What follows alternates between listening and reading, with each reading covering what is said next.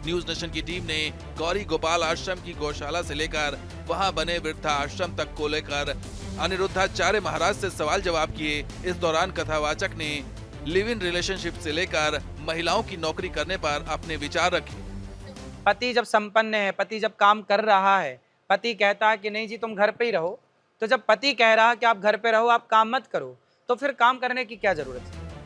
अनिरुद्धाचार्य महाराज ने जहां महिलाओं की नौकरी पर सवाल खड़े किए, तो वहीं उन्होंने महिलाओं के छोटे कपड़े पहनने पर भी ऐतराज जताया। अब इतने इतने से कपड़े पहन लेते हैं, उसमें क्या ढकता है? ढकना जरूरी है भाई। कपड़े पहने क्यों? जब दिखाने तो फिर पहनो ही, वो भी मत पहनो।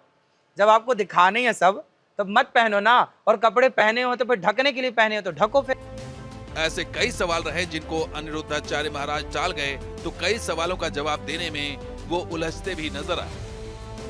कल को ये समाज बिगड़ा तो जिम्मेदार कौन होगा? हमने तो आपको बुलाया था, आप आए नहीं।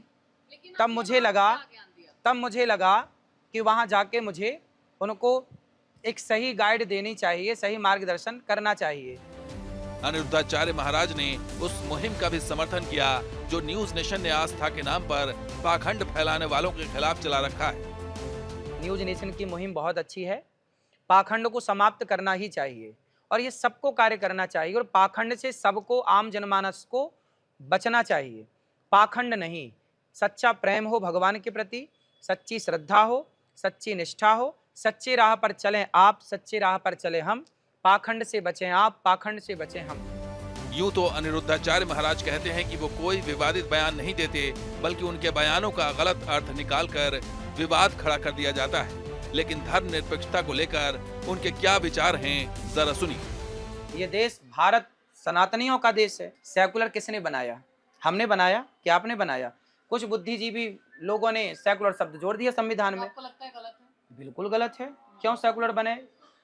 धार्मिक देश है ये। तो इस दिवाली अनिरुद्धाचार्य महाराज ने न्यूज नेशन के जरिए देश को क्या संदेश दिया और किन किन मुद्दों पर अपनी बेबाक राय रखी, देखिए।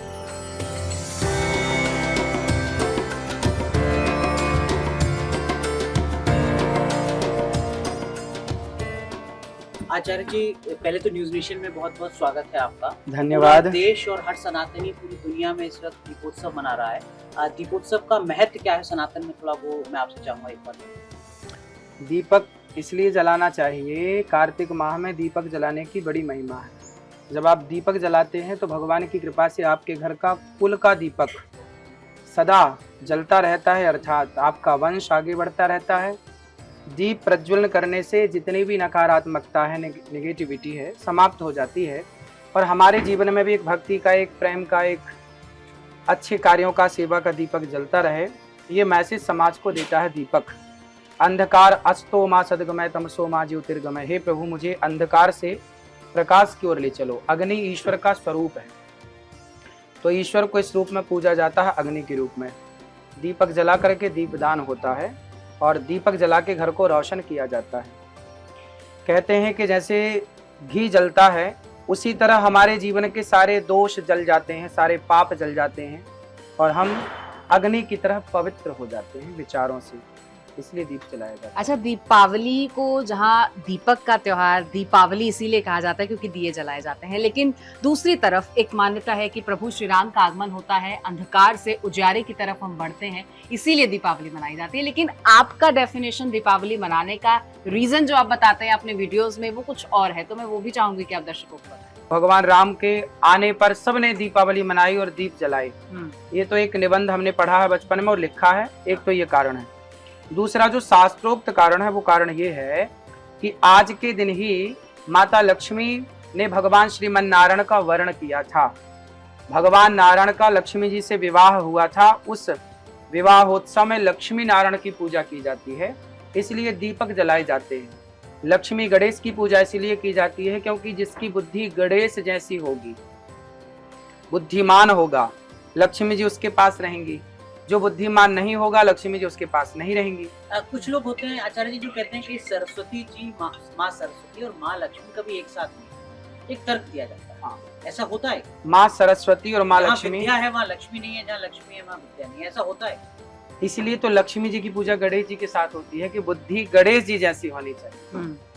और जब गणेश जी जैसी बुद्धि होगी तो लक्ष्मी जी साथ रहेंगी गणेश जी के, इसलिए गणेश और लक्ष्मी की पूजा होती है। अच्छा, एक दशहरे और दीपावली में जो दिनों का अंतर है उसके बारे में भी आप तर्क देते हैं कि लंका में रावण के वध के बाद प्रभु श्री राम तुरंत लौटे थे भरत के पास, लेकिन ये जो दिनों का अंतर है फिर ये क्या? हाँ, जो 20 दिन है ना, वो 20 दिन कहाँ रहे? तो राम जी से देखिए, एक ज्वाला प्रसाद, पंडित ज्वाला प्रसाद जी ने बम्बई छापे से एक रामायण निकलती, पंडित ज्वाला प्रसाद जी उसके राइटर हैं। उन्होंने जो बम्बई छापा रामायण में जो दिन गिनाए हैं, उनमें राम जी कब आए, राम जी वनवास कब गए, कब राम जी का आगमन हुआ, सारी तिथियां दी हैं। मैं आपको अभी सारी तिथियों की जानकारी आपको अभी देता हूँ। न्यूज नेशन अब व्हाट्सएप पर खबरों की ताजा अपडेट के लिए न्यूज नेशन के इस QR कोड को स्कैन करें।